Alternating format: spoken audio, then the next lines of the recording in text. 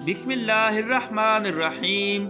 अस्सलामु अलैकुम नाज़रीन, मेरा नाम है मोहम्मद फैज़ान और आप देख रहे हैं मेरा YouTube channel Faizan Urdu voice. सल्तनत बख्तियार एक असीम व अरीज बादशाहत थी जिस पर बादशाह ज़हीरुद्दीन का राज था, मगर इस बादशाह के नाम से रआया कांपती थी। इसके दरबार में रहम की कोई जगह न थी। जो भी इसके खिलाफ बोलता इसे सख्त सजा दी जाती। लोग इसके जुल्म के सबब बद्दुआएं करते, मगर बादशाह को किसी की परवाह न थी। एक दिन बादशाह ने अपने वजीर से पूछा, क्या मेरी सल्तनत में कोई ऐसा है जो मुझसे खुश ना हो?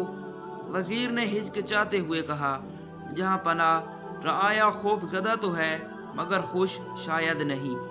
बादशाह ने गुस्से से तलवार निकाली, जिसको मेरी सल्तनत में रहना है इसे खुश ही होना होगा। इसी शाम बादशाह अपने घोड़े पर सवार होकर शहर की गलियों में निकला, जहां इसने देखा कि एक बूढ़ी औरत रो रही थी। बादशाह ने घोड़ा रोका और सख्त लहजे में पूछा, क्या मसला है बुढ़िया?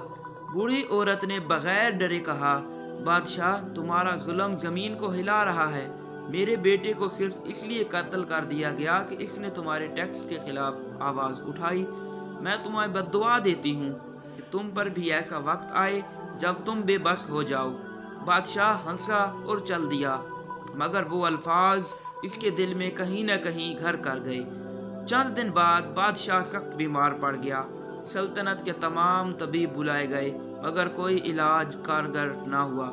आहिस्ता आहिस्ता इसका जिस्म कमजोर होता गया और वो अपने ही महल में कैदी बन गया। जिस रआया को वो हकीर समझता था, अब वो इसके लिए दुआ तक नहीं कर रही थी।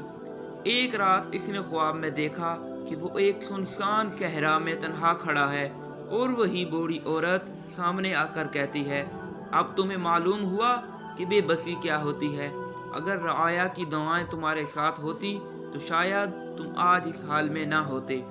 सुबह जब बादशाह बेवादार हुआ तो इसके दिल में एक अजीब सी तब्दीली आ चुकी थी। इसने फौरन वजीर आजम को बुलाया और कहा, तमाम कैदियों को रिहा कर दो, नाजायज टैक्स खत्म कर दो और ऐलान कर दो कि आज से हर मजलूम के लिए मेरा दरवाज़ा खुला है।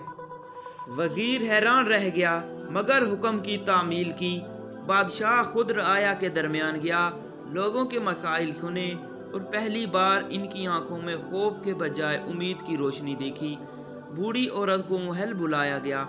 बादशाह ने इसके पांव छुए और कहा, माँ मुझे माफ कर दो, मैंने जुल्म किया मगर अब मैं सब कुछ बदल दूंगा। बूढ़ी औरत ने आंसू भरी आंखों से हाथ उठाए और दुआ दी, अल्लाह करे तुम अब रआया के लिए साया बन जाओ। वक्त गुजरता गया और बादशाह ज़हीरुद्दीन का नाम एक जालिम हुक्मरान के बजाय एक आदिल बादशाह के तौर पर मशहूर हो गया।